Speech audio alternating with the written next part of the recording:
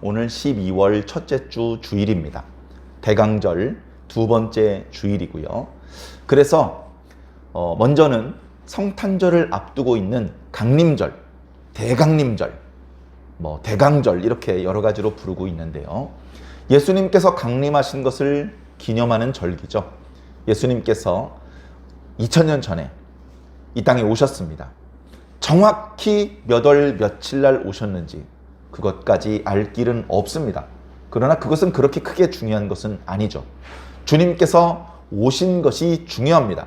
그분이 누구신지, 그분이 이 땅에서 어떤 모습으로 사셨고 무엇라고 말씀하셨고 어떤 일을 행하여 주셨는지, 그것이 우리와 어떤 상관이 있는지 무척 중요합니다.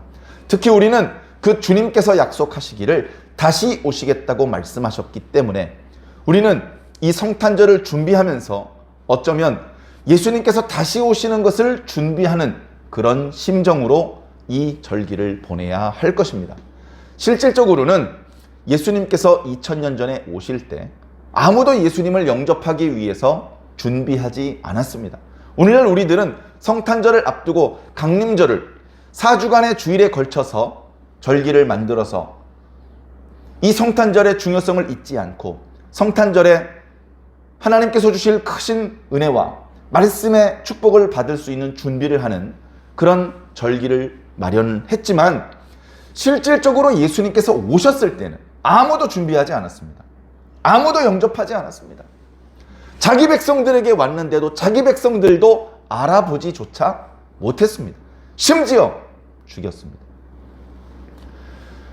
예수님께서 다시 오실 때에는 그보다 사정이 나으리라는 보장이 없습니다. 얼른 생각에 과거 이스라엘 사람들은 영적으로 너무나 어두웠다. 그렇게 예수님을 아무도 알아보지 않는 상황 가운데서 예수님께서 오시는 것이 하나님의 뜻이었다. 그러나 지금은 다르다. 지금은 예수 복음이 땅끝까지 퍼져 있고 나라마다 상황이 조금씩 다르긴 하지만 복음이 들어가 있다. 예수 믿는 사람들의 숫자가 많기도 하고 적기도 하지만 예수 믿는 사람이 없는 나라가 없다. 예수님께서 다시 오시면 반드시 영접하는 사람들이 사방에서 나올 것이다. 그들이 예수님을 영접하고 그들이 예수님께 복을 받고 구원을 받게 될 것이다. 그렇게 희망을 하고 있죠. 그러나 성경의 또 다른 말씀에서 보면 인자 올 때 세상에서 믿음을 보겠느냐라는 그런 말씀도 있기 때문에 우리는 결코 방심할 수 없습니다. 늘 자기 자신의 믿음을 살펴보아야죠. 새신자들 말씀도 잘 모르고 찬송도 잘 모르고 믿음도 약하고 그런 새신자들의 믿음이 연약한 것만 걱정할 것이 아닙니다. 오래 신앙한 헌신자들, 자신의 몸을 하나님 앞에 바쳤다는 의미에서 헌신자가 아니고 헌신자, 오래된 신자, 그 오래된 신자의 믿음은 안심해도 되느냐? 꼭 그렇지는 않다는 것이죠. 그래서 우리는 우리들의 마음을 살펴봐야 됩니다. 다행히 강림절이란 절기도 있고 성탄절이란 절기도 있고 그리고 연말연시라고 하는 사실은 그게 그건데 12월 31일 날 떠오르는 태양과 1월 1일 날 떠오르는 태양이 달라진 것은 별로 없는데 그러나 사람은 거기에 큰 의미를 부여해서 작년은 같고 새해가 왔도다. 송구영신 이런 의미를 부여하기 때문에 우리는 그것을 기회 삼아서 그래 그냥 무덤덤하게 시간이 무작정 흘러가는 것이 아니고 꼭지를 정해주어서 이 꼭지를 돌아가면서 어떤 의미를 담고 어떤 결심을 해보고 그러면서 자기 자신의 성장과 성숙을 도모해 보는데 우리는 그것을 좋은 기회로 삼아야 할 것입니다. 강림절 둘째 주일입니다. 이제 셋째 주일, 넷째 주일이 지나면 곧 성탄절입니다. 곧 송구영신 예배를 드려야 될 때입니다. 이때 우리는 어떤 생각을 해야 마땅하며 어떤 기도를 해야 마땅하겠습니까? 사모님께서 기도하신 그 내용을 저는 들으면서 저도 한번 생각해 보았습니다. 야, 올 한 해 걱정을 많이 했는데 작년하고는 달라요. 작년 1월 달에는요, 코로나 바이러스가 이렇게 세상을 어지럽힐 줄 몰랐습니다. 그때만 해도 야, 올해는 어린이 전도에 힘쓰자. 뭐 이제 그런 나름대로의 계획을 세우기도 했습니다.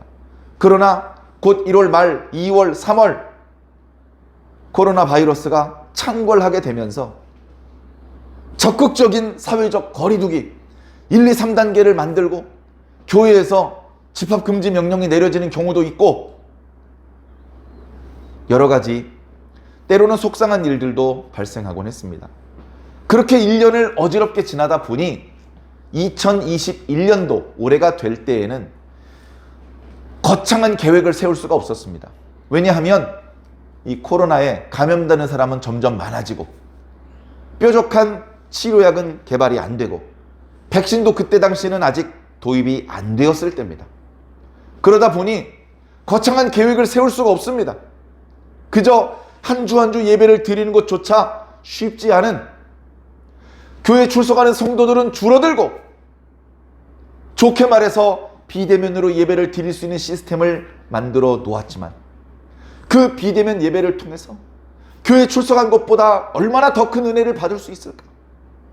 상황에 따라서 예배를 드리기 여의치 않을 경우 본인의 열정만 있다면 얼마든지 다른 시간에 반복해서 재방송을 볼 수도 있지만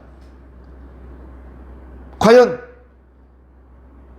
얼마나 많은 성도들이 그 예배 설교 내용을 재방송으로 또 보고 있습니까?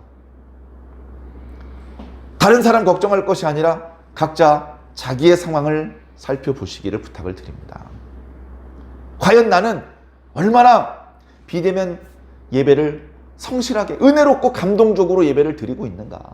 그리고 말씀이 또 듣고 싶어서 잘 못 들은 부분도 있고 그래서 얼마나 반복해서 이 영상을 듣고 있는가?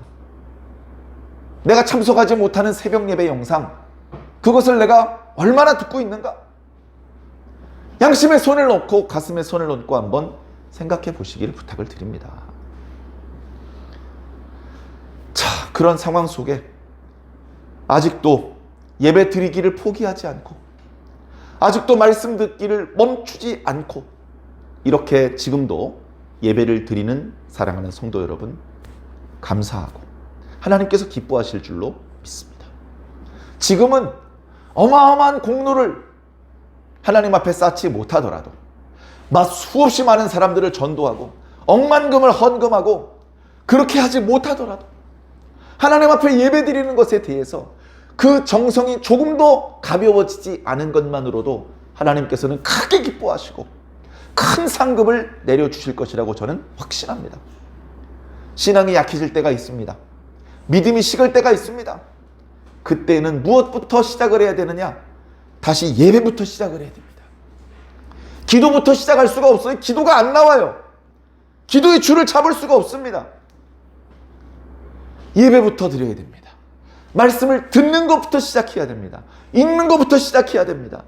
예배가 성공됐을 때 내 속에 잠들어 있던 믿음이 깨어나기 시작하고 막혀 있었던 하나님과 연결 통로가 뚫려서 하나님과의 소통이 가능해지는 겁니다.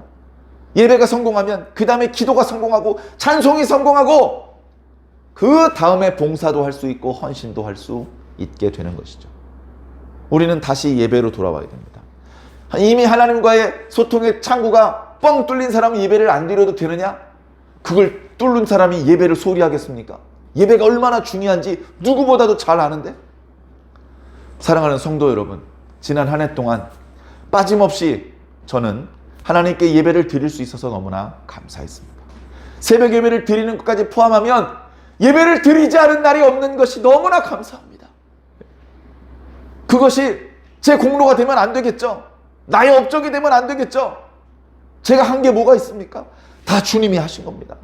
주님께 감사합니다. 이 예배를 드림으로 제가 얻은 혜택이 뭐가 있습니까?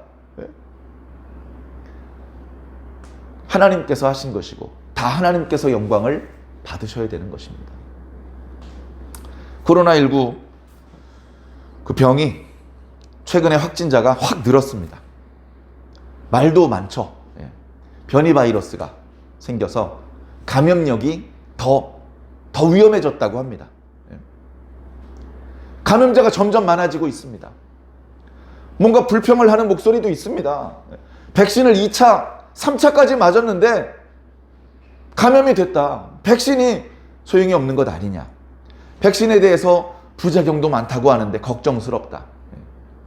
자, 그런 복잡한 이야기들이 많은 상황 중에도 저는, 그리고 우리 교회에 속한 성도들은 아무도 코로나19에 감염되지 않은 것이 너무나 감사합니다. 백신을 맞아서 하루 이틀 고생은 했겠지만 백신에 심각한 부작용이 일어나지 않은 것에 대해서 너무나 감사합니다. 하나님께서 살아계시고 하나님께서 우리와 함께 하시다는 분명한 확신을 가지게 됩니다. 사랑하는 성도 여러분, 그렇다고 믿음이 있으면 마스크를 벗어도 감염이 안 된다, 그런 미신적인 신앙을 하지는 않으시기 부탁드립니다. 우리는 손을 잘 씻어야 되고요. 그리고 마스크를 잘 써야 됩니다. 그리고 무리하게 피곤하게 자기 몸을 혹사시키지 마시고 충분히 주무시고 물을 잘 잡수셔야 됩니다. 그렇게 우리 스스로의 건강, 자기의 컨디션, 면역력, 이런 것들을 좋은 상태로 유지시켜야 됩니다. 마스크, 손 씻기, 손 소독제, 우리가 할 수 있는 최선을 다해야 될 줄로 믿습니다. 그러면서 우리의 믿음도 잘 끌어올려야 되겠죠. 연말 연시가 되어서 지난 한 해 동안 다사다난했는데 주님의 은혜 덕분에 감염되지도 않고 부작용 때문에 시달리지도 않고 정말 은혜롭게 잘 보냈다, 이렇게 감사하기도 하지만, 그러나 또 다른 측면에서 올해는 다른 어떤 한 해보다도 한 게 아무것도 없어. 애초에 1월 달부터 계획다운 계획을 세운 것도 별로 없어. 올해는 무슨 거창한 계획을 세우고 목표를 세운다기보다 예배라도 소홀하지 않게 하나님께 드리자, 그게 어쩌면 유일한 계획이었습니다. 표는 그 어떤 해보다도 거창했습니다. 아버지의 뜻대로 행하는 자가 되자. 너무나 중요한 말씀이었습니다. 교회 와서 예배 드릴 때만 신사복 입고 넥타이 매고 단정하게 앉아서 말씀을 듣는 것, 그게 다가 아닙니다. 예배가 끝나고 교회문을 열고 다시 일상으로 돌아갔을 때에도 여전히 하나님의 뜻대로 행하는 자가 되어야 됩니다. 그것이 진정한 신앙인이고 하나님께서 기뻐하시는 신앙인이고 많은 사람들을 옳은 대로 이끌 수 있는 건강한 방법이기 때문에 그렇습니다. 내년에 새로운 표로 바꾸더라도 우리는 늘 아버지의 뜻대로 행하는 자가 되어야 할 것입니다. 연말이 되었기 때문에 우리들이 지난 한 해 동안 어떻게 살았는지 생각해보지 않을 수 없습니다. 이것을 생략하거나 피해가지 않으시기를 부탁드립니다. 때로는 지나간 1년을 되짚어 보는 것이 그렇게 즐겁지 않을 수도 있습니다. 아쉬움이 많고 후회가 많고 신앙 안에서 하나님 앞에 죄송하고 부끄러운 생각이 드는 그런 장면도 많이 있을지 모릅니다. 그럼에도 불구하고 우리는 지나간 한 해를 되짚어 보아야 됩니다. 너무나도 아쉬운 것이 많을수록 더 자세히 뜯어 보아야 되는 것이죠. 그래서 우리가 회개할 것이 있다면 회개하고 반성할 부분이 있다면 반성하고 뭐 실수한 게 있으면 왜 실수했는지 잘 따져서 다음에는 실수하지 않아야죠. 내년에는 이렇게까지 부끄럽지 않게 그렇게 한 해를 살기 위해서 다소 부담스럽긴 하지만 우리는 지나간 1년을 잘 살펴보아야 합니다. 저희 교회뿐 아니고 많은 교회가 연말이 되면 디모데 전서 또는 후서 말씀을 묵상하는 경우가 많이 있습니다. 디모데 전후서 말씀에는 하나님의 일꾼에 대한 이야기가 나옵니다. 일꾼은 모름지기 이런 모습이어야 된다. 너는 하나님의 일꾼다운 일꾼이 되어야 된다. 충성스러운 일꾼이 되어야 된다. 그런 말씀들이 많이 나타나고 있습니다.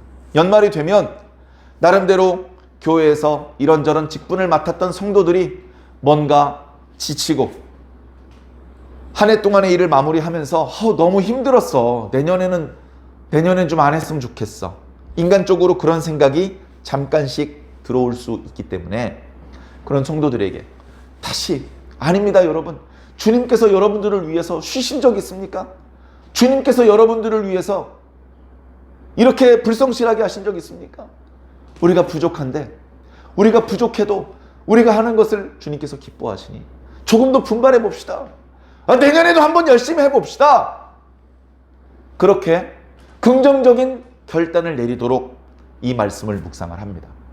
우리도 이 말씀을 읽으면서 남의 이야기로, 이거 옛날 이야기야. 사도 바울이 디모데에게 이런 편지를 썼다 그러더라고. 교회 다니니까 이 정도는 알고 있어야 돼. 그래야 교양인이야. 교양을 위해서 이 말씀을 읽은 것이 아니고요. 이 말씀은 직접적으로 우리들을 향하고 있기 때문에 오늘도 이 말씀을 읽었고 이 말씀의 내용을 자세히 살펴볼 것입니다. 디모데 후서 말씀은 정말 의미심장한 말씀입니다. 예수님께서 십자가에 달려 죽으실 것을 직감하시고 마지막 일주일 동안 제자들에게 무수히 많은 말씀을 전해주셨습니다.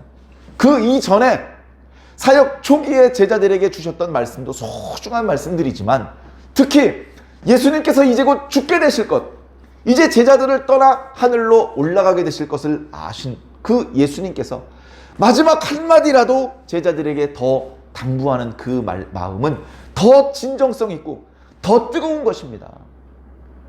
제자들은 모르죠. 오늘따라 예수님 말씀이 길어지시네. 졸려 죽겠는데 오늘따라 말씀이 길어지시네. 뭐 제자들은 그렇게 느꼈을지도 모릅니다. 그러나 예수님의 마음은 그게 아닙니다. 야, 이놈의 자식들아, 정신 차리고 한마디라도 더 들어. 이제 곧 환란이 올 거야. 그때 당황하지 마. 그때 두려워하지 마. 걱정하지 마. 예수님께서는 안타까운 마음에 제자들을 향한 그들에게 필요한 말씀들을 전해주셨죠. 어쩌보면 디모데 전후서 말씀도 비슷한 심정입니다. 바울은 이미 로마에 있습니다. 바울이 로마에 갈 때 놀러 간 게 아닙니다. 죄인의 신분으로 간 겁니다. 우리가 생각하는 교도소 그런 시스템은 아니었지만 가택, 연금과 같은 상황이었지만 결국은 뭡니까? 갇혀 있었고 감시당해야 되고 매우 불편하게 먹고 자야 했습니다. 그런 상황 속에서 자신의 나이도 많이 들었고 옆에 자신과 비슷하게 수감된 사람들이 차례대로 죽는 모습을 보면서 자신의 죽음도 멀지 않았다는 것을 직감했습니다. 그런 것들이 느껴졌을 때 느끼게 되는 인간의 두려움, 공포심, 자기가 인생을 잘 살았나? 왜 나만 이런 고난을 당해야 되지? 여러 가지로 부정적인 마음도 들 수 있었지만 사도 바울은 예수님 생각 때문에 그런 부정적인 마음을 먹을 틈이 없었습니다. 사도 바울은 늘 생각했습니다. 나는 보통 죄인이 아니야. 나는 죄인 괴수야. 난 절대 용서받을 수 없는 죄인이야. 근데 이런 나를 예수님께서 용서해 주셨어. 이런 나도 용서해 주셨어. 예수님께서는 나를 용서해 주시는 정도가 아니라 나를 사도로 세워주셨어. 나에게 별로 큰 죄를 저지르지 않은 착하게 살았던 다른 그리스도인들보다 죄를 가장 많이 지은 나에게 가장 많은 은혜를 주셨어. 가장 많은 말씀을 주셨어. 가장 깊은 깨달음을 주셨어. 그러면서 주님께서 나에게 이방인들에게 이 복음을 전파하라고 부탁하셨어. 내가 이걸 어떻게 소홀히 해? 내가 이걸 어떻게 소홀히 해? 오늘은 일요일인데요. 오늘은 공휴일인데요. 오늘은 명절인데요. 명절이라고 쉬고 휴일이라고 쉬고 몸 아프다고 쉬고 날씨 흐리다고 쉬고 사도 바울은 쉬지 않았습니다. 왜? 자기를 살려주신 주님의 은혜가 너무 커서 그런 자기에게 이방인들을 향하여 복음을 전파하라고 부탁하신 주님의 부탁은 그 누가 내려주신 명령보다도 더 무거운 것이었습니다. 주님께서는 자상하게 친절하게 온유하게 바울아 나를 위해서 이 복음을 저 이방인들에게 전파해 주지 않겠니? 이렇게 부드럽게 말씀하셨지만 그 어떤 존엄한 명령보다 바울은 그 예수님의 말씀을 무겁게 받았습니다. 그래서 평생 죽는 순간까지 그 말씀을 따르는 데 소홀하지 않게 살려고 최선을 다했습니다. 선생님 이러다 몸 상하셔요. 더 멀리 가서 복음을 전하고 더 많은 사람들 앞에서 힘있게 복음을 외치시려면 오늘은 좀 쉬세요. 주변의 측근들이 수없이 사도 바울이 무리하지 않도록 그렇게 만류를 했을 것입니다. 그때마다 사도 바울은 아니야 난 가야 돼. 아니야 괜찮아. 사도 바울은 제대로 쉬지도 못하고 제대로 때로는 먹지도 못하고 심지어 죽을 위협을 수도 없이 당해가면서 예수님께서 자신에게 부탁하신 그 사명을 감당하기 위해 최선을 다했습니다. 여러분들 최선을 다하고 있습니까? 네? 여러분들 예수님께 어떤 부탁을 받았습니까? 예수님께서 부탁하신 그 일에 대해서 여러분 지금 최선을 다하고 계십니까? 네? 각자 자기 자신을 생각해 보시기 바랍니다. 난 부탁받은 게 없는데요? 여러분 목사님께 부탁받은 건 목사님한테 부탁받은 게 아니고 예수님께 부탁받은 겁니다. 종이에 프린트해가지고 도장 찍은 임명장 무슨 소용이 있습니까? 사명은 예수님께 받는 겁니다. 교회에서 하는 모든 일은, 교회에서 말하는 모든 사명은 예수님께서 주신 사명입니다. 누가 그 사명을 사람이 준 사명이라고 말할 수 있습니까? 누가 그 일을 사람의 일이라고 말할 수 있습니까? 그것은 주의 일이고 주님께 부탁받은 일입니다. 주님께 명령받은 일입니다. 그래서 디모데후서 1장 1절에 사도 바울은 이렇게 밝히고 있습니다. 난 사도야! 나는 내가 원해서 사도가 된 것이 아니고 하나님의 뜻대로 사도가 되었어. 그리고 이 사도라는 직분은 예수님의 약속이 성취되는데 너무나 중요한 역할을 하는 직분이야. 그래서 이 직분을 나는 소홀히 할 수 없어. 나는 지금 옥에 갇혀있는 중에도 계속해서 하나님 나라의 일을 선포하고 있어. 그러니까 나의 사랑하는 아들 디모데야, 너도 나와 함께 이 복음 전파의 사명을 다하지 않겠니? 그래, 디모데 후서에는요, 사도 바울이 디모데에게 이 복음 전파의 사역을, 주님께 부탁하던 자신의 사역을 디모데에게 또 부탁을 하는 겁니다. 디모데야, 내가 주님께 부탁받은 이 복음 전파의 사명, 내가 너한테 부탁한다. 너도 이 복음 전파하는 일에 너의 일생을 바쳐다오. 나는 이제 곧 죽어. 나는 이제 곧 너를 떠나. 나는 더 이상 복음을 전파할 수 없는 곳으로 가.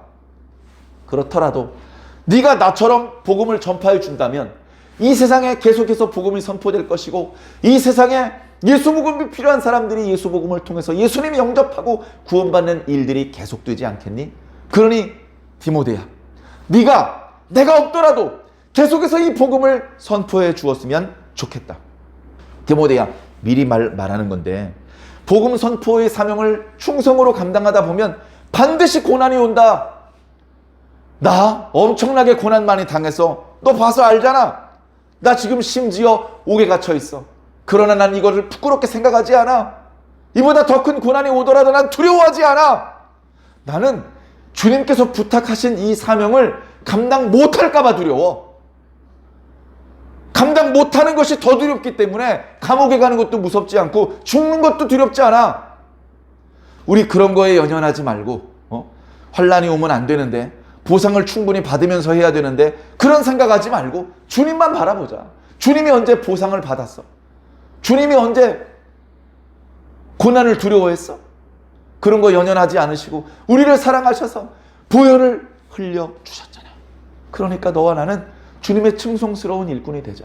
디모데야, 어쩌면 너도 나이가 많이 들면 너도 죽고 더 이상 복음을 전파할 수 없는 상황이 될 수도 있어. 그때 복음 전파의 사역이 이 땅에서 끊어지면 안 되잖아. 그러니까 너도, 이 장에 보면 너도 충성된 사람들한테 이 사명을 부탁해. 그러면 그 사람이 또 다른 사람의 부탁을 할 거야. 그렇게 사도가 죽는다고, 속사도가 죽는다고, 교부들이 죽는다고 이 땅에 복음 선포하는 사람의 씨가 말라서는 안 된다. 계속해서 주님께서 나에게 부탁하셨던 이 사명이 계속해서 모든 그리스도인들에게 전파되어야 한다. 계속해서 이 복음은 선포되어야 한다. 물론 이 말씀은 1차적으로는 요즘 말로 목회자들에게 해당되는 말씀일 것입니다. 그러나 어디 복음을 전파하는 사명이 목회자만의 것입니까? 제가 아는 어떤 목사님이 그런 말씀을 하시더라고요. 전도는 전도사만 하는 게 아닙니다.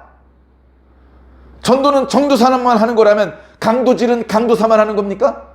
약간 우스갯소리로 한 말씀이시긴 하지만, 전도는요, 전도사도 해야 되고요, 강도사, 목사, 집사, 장로, 권사 다 해야 되는 겁니다. 전도하면 안 되는 성도가 어디 있습니까? 다 전도해야 되는 성도입니다. 그렇게 생각해 봤을 때 우리는 과연 주님께서 나에게 부탁하신 사명을 잘 했을까? 어떤 분은 이런 얘기를 합니다. 주님께서 사도 바울에게는 복음을 전파하는 사명을 주셨는데 저에게는 어떤 사명을 주셨을까요? 제가 말씀드릴 수 있습니다. 복음을 전파하는 사명을 주셨습니다. 저는 신학을 교육받지도 않았는데요. 생각해 보세요. 교회에서요, 말씀을 가르치고 선포하는 직분만 있는 게 아니죠. 청소도 해야 되고요.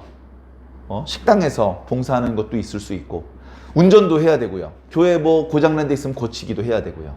찬양을 하는 사역도 있잖아요. 교회에는 다양한 종류의 사역이 있거든요. 근데 그 모든 사역이 다 말씀 잘 전파하라고 하는 사역이에요. 왜 운전해야 됩니까? 더 많은 사람 와서 말씀 듣게 하려고요. 그죠? 왜 찬양합니까? 말씀을 듣기 전에 마음의 문을 활짝 열라고요. 그죠? 다른 거 신경 쓰지 말고 말씀 듣는 데 집중하라고. 교회에서 안내도 쓰고 봉사도 하고 간식도 주고 다 하는 겁니다. 말씀을 직접 자기가 전파를 안 할 뿐이지, 말씀이 선포되는 것, 성도들이 말씀을 듣고 은혜 받는 것을 도와주기 위한 사역이에요. 교회에서 예배와 무관한 사역이 어디 있습니까? 내가 하는 일은 교회 일이긴 한데 예배를 드리는 것, 말씀이 선포되는 것과 무관한 일인데요. 그런 일이 세상에 어디 있습니까? 모든 주의 일은 주의 말씀이 선포되는 것, 그리고 그것을 도와주는 일입니다. 사랑하는 성도 여러분, 여러분들에게 부탁하신 일은 말씀을 잘 선포되도록 하는 일입니다. 그것을 본인이 직접 하든지 도와주든지, 여러분들은 그 사명을 충성으로 잘 감당하셨습니까? 벌써 2021년도 11개월이 지나고 벌써 12월도 첫째 주가 되었습니다. 과연 지나간 1년 동안 충성스럽게 이 사명을 감당했습니까? 100% 잘했느냐? 아무도 100%라고 당당하게 대답할 수 없을 것입니다. 그러나 최선을 다했느냐? 네가 한 게 최선이냐? 이렇게 물어보았는데도 불구하고 그 질문 앞에서도 고개를 떨군다면 뭔가 문제가 있는 것입니다. 조금 더 잘할 수 있는 여지가 있었는데, 조금 더 잘할 수도 있었는데 어쩔 수 없이 못한 게 아니라 내가 그냥 그것을 하지 않은 그런 상황에 대하여 우리는 내가 최선을 다하지 못했구나 라고 느끼고 부끄러움과 죄송함을 느끼게 되는 것입니다. 사람은요, 이렇게 미안한 감정, 부끄러운 감정이 있어야 돼요. 그게 없으면 사람이 아닙니다. 제가 종종 말씀드리잖아요. 강아지가 빤스 안 입고 있어요. 다 내놓고 있는데요, 조금도 부끄럽지 않아요. 얼굴이 뿔개지는 강아지를 본 적이 없습니다. 주인이 밥을 담아주는 밥그릇을 깼어요. 장난치다가 그걸 발로 차고 개줄에 걸려가지고 넘어지고 어쩌고 하다가 깨져버렸어. 주인을 딱 봅니다. 조금도 미안한 기색이 없어요. 뻔뻔해요. 밥 줘요. 그렇게 부끄러움과 미안함을 못 느끼면 짐승 대접을 받는 겁니다. 우리가 인간의 모양을 하고 짐승의 마음을 품고 있으면 안 되잖아요. 인면수심이 되면 안 되잖아요. 우리가 위대한 신앙인까지는 못 될지어도 하나님 앞에 죄송한 마음은 알아야죠. 하나님 앞에 부끄러운 줄은 알아야죠. 그것을 부끄럽게 생각을 하고 더 부끄럽지 않기 위해서 최선을 다하는 그런 모습으로 살아야 하지 않겠습니까? 오늘 말씀에 사도 바울이 디모데에게 비유로 이야기를 해주고 있습니다. 그릇에 대한 비유를 해주고 있는데요. 큰 집에는 그릇이 많다. 금그릇도 있고 은그릇도 있고 나무그릇도 있고 질그릇도 있다. 이건 뭐냐면요, 다양한 그릇이 있다는 겁니다. 다양한 그릇. 그릇으로 말하면 큰 그릇도 있고 작은 그릇도 있고 깊은 그릇도 있고 낮은 그릇도 있고 단단한 그릇도 있고 물렁물렁한 그릇도 있고, 그리고 그것을 만든 재료가 금, 은, 나무, 흙, 여러 가지 재료로 그릇을 만들 수 있죠. 그릇이 많이 있습니다. 그 그릇은 다 주인의 그릇입니다. 주인께서 원하는 그릇을 원하는 용도대로 쓰시는 겁니다. 주인께서 시장하셔요. 그래서 국그릇에다가 밥을 많이 퍼 담고 싶으셔요. 그러면 국그릇에다가 밥을 담으실 수도 있는 겁니다. 아이씨, 나 국그릇인데 왜 밥을 담고 그래요? 그릇이 감히 주인에게 뭐라고 할 수 있겠습니까? 오직 순종입니다. 자, 그릇입니다. 그릇. 우리는 그릇이다 라고 사도 바울이 또 다른 말씀에서도 비유를 들었는데, 우린 그릇입니다. 우린 그릇이라고요. 좋은 그릇일수록 속이 텅 비어 있어요. 그릇은 속이 텅 비어 있어야 그릇입니다. 속이 꽉 차 있어서 아무것도 담을 수 없을 그런 걸 누가 그릇이라고 그러겠습니까? 아무짝에도 쓸모없는 그런 덩어리에 불과한 것이죠. 우리는 그릇이 돼야 됩니다. 속이 텅 비어 있어야 돼요. 그릇의 운명은 내용물입니다. 내용물. 꿀을 담으면 꿀단지, 똥오줌이 담기면 오광단지가 되는 겁니다. 여러분, 우리 속에 뭐가 담겨져 있습니까? 예수 복음이 들어가 있다면 천하보다도 귀한 보물상자가 될 것입니다. 그러나 예수님을 부인하고 세속적인 가치관에 쩔어 있다면 오광단지와 다를 것이 뭐가 있겠습니까? 내 속에 어떤 내용물이 있는지 주의 깊게 살펴보시기를 부탁을 드립니다. 오늘 말씀에 보면 하나님 집에 많은 그릇이 있다는 말씀을 하면서 어떤 것은 귀히 쓰임을 받고 어떤 그릇은 천히 쓰임을 받는다. 천히 쓰임을 받는 것도 주인께서 쓰시는 거니까 소중한 것이긴 한데, 이어지는 21절 말씀을 보니까 너희는 귀히 쓰는 그릇이 되도록 해라. 하나님께서 귀히 쓰시는 그릇이 되도록 해라. 너희는 귀히 쓰임 받는 그릇이 되어야 된다. 어떻게 하면 귀히 쓰임 받을 수 있습니까? 귀히 쓰임 받고 천히 쓰임 받는 것은 그 그릇이 어떤 재료로 만들어져 있는지로 결정되는 게 아니에요. 금그릇, 은그릇은 귀히 쓰임 받고 나무그릇, 질그릇은 천히 쓰임을 받느냐? 그렇지 않아요. 귀히 쓰임을 받는 그릇은 깨끗한 그릇입니다. 하나님의 일꾼으로서 갖추어야 될 덕성 두 가지를 오늘 말씀드릴 건데요. 그 중에 첫 번째가 깨끗함입니다. 자기를 깨끗하게 비워야 된다. 그래야 주인께서 쓰실 수 있다. 어디 보자. 오늘은 이 그릇을 가지고 일을 해볼까? 어우, 더럽네. 그러면 그 그릇을 쓸 수가 있겠습니까? 아, 이 그릇은 안 되겠네. 이 그릇은 어떤가? 아이고, 반들반들 깨끗하군. 오늘은 이 그릇으로 일을 해야지. 깨끗해야 주인의 쓰임을 받을 수 있는 겁니다. 주인께서 즐겨 사용하시고 주인께서 쓰실 때 아주 유용해. 아, 이 그릇 참 내가 원하는 대로 잘 일을 하네. 그런 그릇이 돼야 된다는 것입니다. 자, 그러기 위해서 몇 가지 이야기를 해주고 있는데요. 자, 청년의 정욕을 피해라. 청년의 정욕이라고 하니까 우리는 그런 생각을 합니다. 아, 디모데가 젊다 그랬지? 디모데가 젊으니까 혈기가 방정할 거야. 이 여자 저 여자 한눈 팔기 시작하면 주의 종으로 일하는 것이 곤란할 테니 그런 것들을 절제하라는 말씀이구나. 그렇게 느낄 수 있습니다. 근데 그렇지 않습니다. 그런 성적인 유혹과 관련된 이야기였다면 사도 바울은 그냥 음란이라는 단어를 씁니다. 음란을 조심해라. 그런데 오늘 말씀은 조금 다른 단어를 쓰고 있습니다. 그래서 이 단어는 청년의 정욕이라기보다는 청년의 야망으로 번역하는 것이 더 자연스러울 수도 있는데요. 결국은 뭡니까? 젊었을 때는요, 정욕도 표현되죠. 포함되는 겁니다. 어떤 성적인 욕구, 그것도 물론 포함되는데요. 여러 가지 욕심에 유혹될 때가 많아요. 젊을 때는 수없이 많은 욕심에 유혹이 됩니다. 나이가 많아졌을 때보다 젊었을 때 훨씬 더 많은 유혹에 마음이 흔들릴 수 있습니다.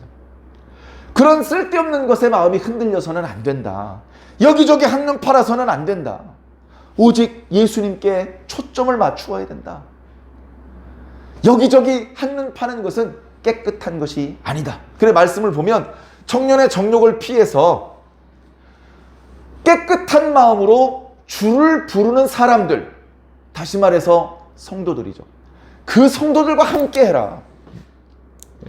깨끗함이 중요합니다. 깨끗함. 청년의 정욕, 이것저것 한눈 팔고 이것저것 기웃거리는 것은 깨끗함이 아닙니다. 하나님께 집중하고 예수님께 몰두하는 것이, 그것이 깨끗한 것입니다.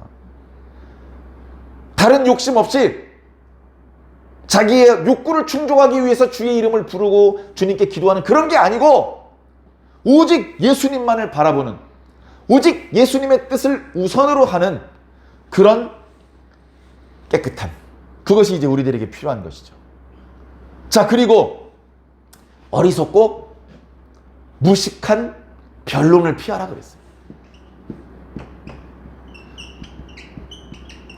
성도들이 다 주의 종의 말씀을 아멘으로 받고 순종 잘하면 걱정이 없죠.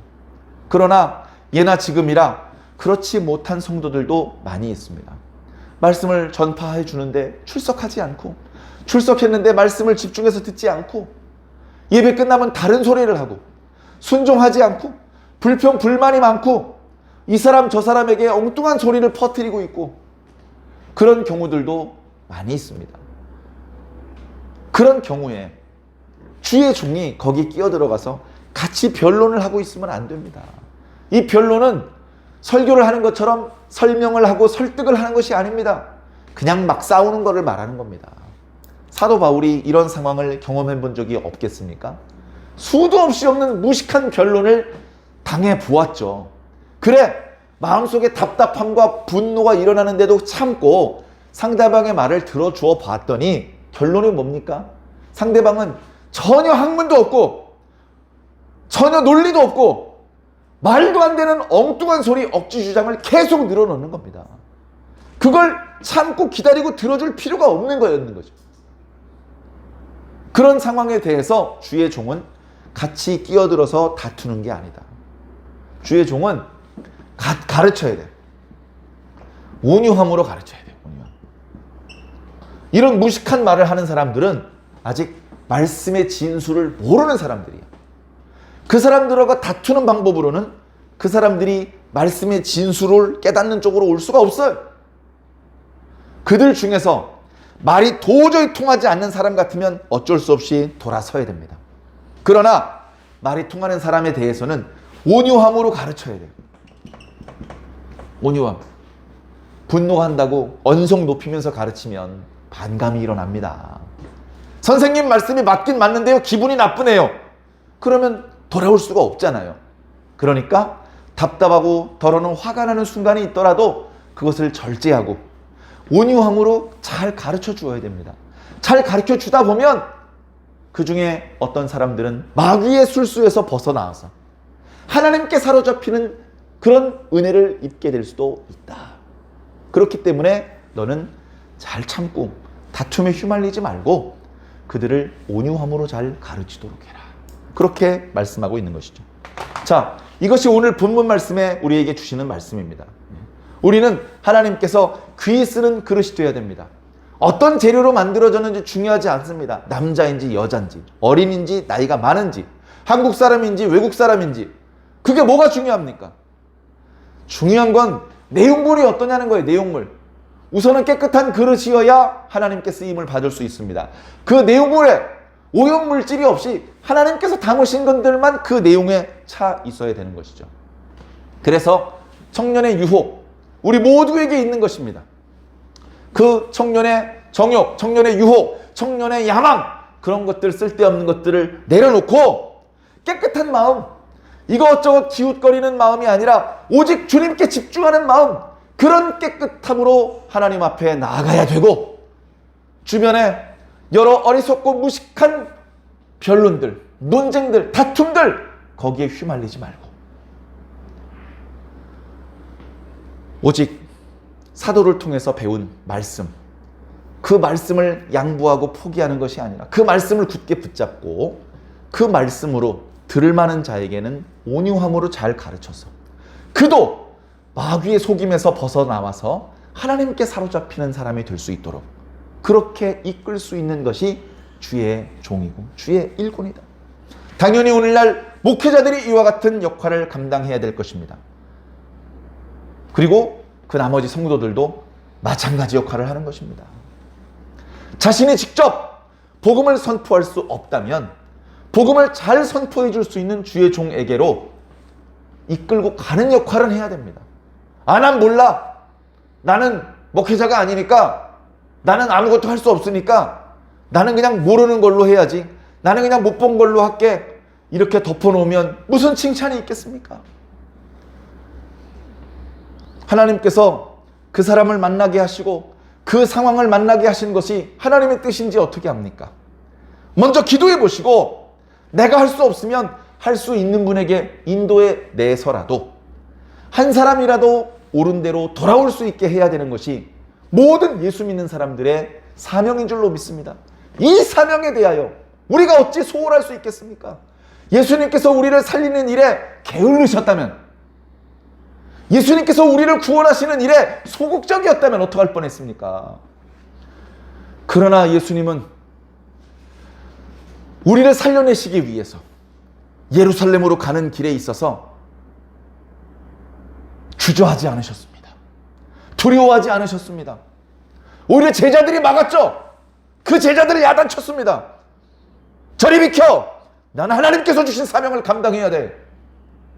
예수님께서 그렇게 해주셨기 때문에 우리가 구원받고 우리가 하나님을 아버지라고 부르고 있고 하나님 나라를 감히 소망하고 있는 것 아닙니까? 그런데 우리는 주의 부탁하신 이 사명을 감당하는데 왜 이렇게 소극적이고 왜 이렇게 나중으로 미루고 왜 이렇게 안일한 태도로 임하는지 모르겠습니다. 주여 불쌍히 여겨주시옵소서. 우리의 태만을 용서하여 주시고 우리의 연약함을 불쌍히 여겨주시옵소서. 하나님께서 우리의 주인이시라는 것을, 주님께서 우리에게 부탁하신 일이 있다는 것을, 그 일은 내일 하는 것이 아니고 지금 당장 해야 된다는 것을 날마다 일깨워 주시옵소서. 그래서 아무것도 하지 않은 채 시간만 보내는 그런 모습이 되지 않기를 간구하시기를 부탁드립니다. 많은 성도들이 기도합니다. 주여, 이 연말 연시를 은혜롭게 보낼 수 있게 하여 주시옵소서. 주님과 함께 보내게 하여 주시옵소서. 연말 연시가 아니면 주님과 함께 보내지 않아도 되느냐? 그런 건 아니죠. 그런데 연말 연시에는 더더욱 주님을 생각하면서 보내야 된다. 그런 뜻입니다. 연말 연시요? 아무것도 안 해도 연말 연시를 보낼 수 있습니다. 시간은 갑니다. 무의미하게 시간을 보내지 않고 기도하면서 보내는 것이죠. 한 해를 돌아보면서 누가 뭐라고 하지도 않는데 내가 한 실수들은 다 은폐시켜놓고 잘한 것만 자랑스럽게 떠벌리면서 그렇게 할 필요가 뭐가 있습니까? 그렇게 하면 2022년도 뭐가 좋아집니까? 사랑하는 성도 여러분, 숨기고 은폐시키고 덮어놓으면 발전되지 않습니다. 힘들지만 그걸 꺼내야 됩니다. 구름덩어리가 몸속에 있는데 그 위에 자꾸 반창고만 바르면 병이 해결이 안 돼요. 도무지 스스로 내부적으로 그 병이 완치가 될 상황이 아니면 외과적인 수술을 해서 제거할 건 제거해 주어야 됩니다. 고통스럽죠. 주님 앞에 모든 것을 내어놓으시기를 부탁을 드립니다. 주님 앞에 모든 것들을 열어놓으시고 마치 수술대에 올라가는 환자처럼 아무것도 숨기지 마 믿고 다 맡겨버리는 것이죠. 주님의 손으로 저를 만져주시옵소서. 수술할 바가 있으면 수술해 주시옵소서. 고쳐주시옵소서. 그래서 2022년도에는 뭔가 달라진 모습으로 주님을 섬기기를 원합니다. 2021년도 너무나 부끄럽고 죄송해요. 2022년도에는 열심히 일하게 해주시고 열매 맺게 해주시옵소서. 12월달, 11월달 그때 일하려고 나중으로 미루지 않고 1월부터 열심히 일할 수 있는, 그렇게 1년을 꾸준히 한결같이 달려갈 수 있는 성실한 주님의 일꾼으로 살도록 주님 인도해 주세요 라고 오늘부터 기도하시기를 부탁을 드립니다. 그렇게 기도하는 사람들이 있는지 주님께서 눈여겨보실 것입니다. 주님께서 그런 성도들에게 주실 은혜와 은사를 준비하고 계실 것입니다. 에이 무슨 그런 거 한다고 뭐 달라지겠어? 그렇게 의심하는 사람에게는 아무 일도 일어나지 않겠지만 믿는 자에게 능력이 나타날 줄로 믿습니다. 그 능력을 모두 체험하게 되시기를 예수님 이름으로 간절히 축원합니다.